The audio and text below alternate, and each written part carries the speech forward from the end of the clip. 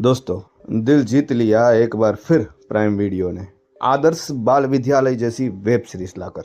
इसके 7 एपिसोड हैं जिन्हें हम करीबन 4 घंटे में ख़त्म कर सकते हैं और यकीन मानिए इसे बिंज वॉच करने में जो मज़ा आएगा वो बात ही मत पूछिए। दोस्तों, पंचायत के बाद एक बार फिर मुझे किसी सीरीज ने इतनी सादगी से इंटरटेन किया है। एक सीरीज जो हमारी शिक्षा व्यवस्था पर तंज कसती है, एक सीरीज जो सटीक तरीके से शिक्षकों पर होते अत्याचार को दिखाती है, एक सीरीज जो मिडिल क्लास और गरीब बच्चों को क्यों पढ़ना चाहिए और कैसे वो नहीं पढ़ पाते वो सटीक तरीके से बताती है, और एक सीरीज जिसमें राजकारणी लोग हमें कैसे यूज़ करते हैं, शिक्षकों को कैसे यूज़ करते हैं, गरीबों को कैसे यूज़ करते हैं अपनी पॉलिटिकल पार्टी को आगे बढ़ाने के लिए, ये सब दिखाती है ये वेब सीरीज। दोस्तों, ये सीरीज हमारी शिक्षा व्यवस्था का एक ऐसा कड़वा सच दिखाती है जो देख के आप समझ पाओगे कि क्या उद्देश्य होता है शिक्षा का और हम क्या ही कर रहे हैं शिक्षा के साथ, और वो भी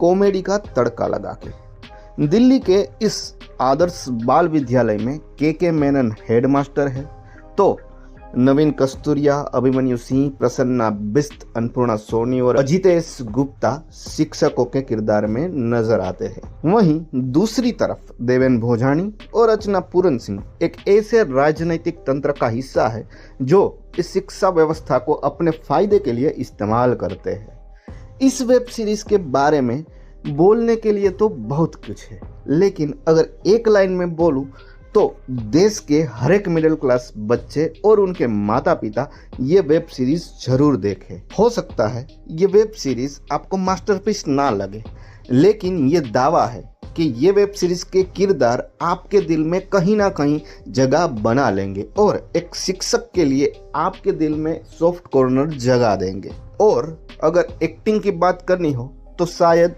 ये मेरी बेवकूफ़ी होगी, क्योंकि बच्चों से लेकर बड़ों तक ने इस वेब सीरीज में शानदार काम किया है। हल्की फुल्की कॉमेडी के साथ ये वेब सीरीज सरकारी स्कूलों की हकीकत भी दिखाती है, जिसमें राजनीतिक दल सरकारी स्कूलों को कैसे प्रभावित करते हैं और कैसे उन्हें वोट बैंक के एजेंडे का हिस्सा बनाते हैं। यह भी काफ़ी सटीक तरीके से कॉमेडी वे में दिखाया गया है।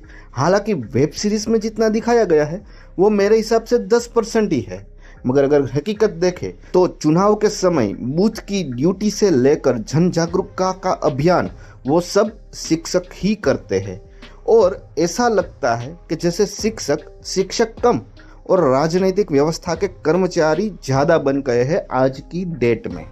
सीरीज कुछ बच्चों की कहानियों को भी सामने लाती है, उनकी परेशानियां, उनके संघर्ष, और आखिर क्यों आज भी 2020 में इतने गरीब बच्चे हैं वो पढ़ाई से दूर है।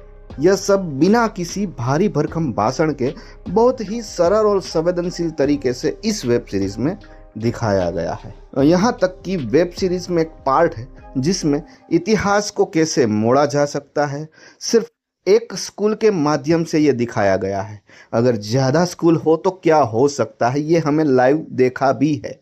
और यकीन मानिए, अगर आपको सीरीज का ये हिस्सा समझ आ गया तो आप राजनीति को भी थोड़ा बेहतर समझने लगेंगे, चाहे वो आज की राजनीति हो या पुरानी राजनीति हो। मतलब सरकार सब एक ही होती है और सरकार कैसे यूज़ करती है अपना प्रोपेगेंडा शिक्षण के माध्यम से। वैसे बहुत कुछ है इस वेब सीरीज के बारे में, मगर बिना स्पॉइलर के बस इतना ही कह सकता हूँ। लेकिन मैं दिल से चाहता हूँ कि आप थोड़ा सा समय निकालें और इस वेब सीरीज़ को ज़रूर देखें और अपनी राय मुझे दे अपने कमेंट सेक्शन में। चलते चलते जय हिंद, वंदे मातरम।